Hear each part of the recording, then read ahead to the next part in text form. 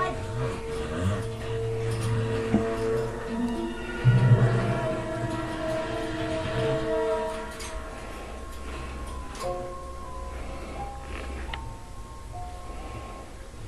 You don't get it, Sharon. You never have. And that's supposed to be my fault? yes, it is your fault, Randy, because you're a child. What do you suppose is going on in there? Sounds like Steamy Ray Bone is going at it with his wife over Steamy Nick. You sure you want to do this? We got to now. They're fighting. It's our best chance to save them britches. You do this all the time.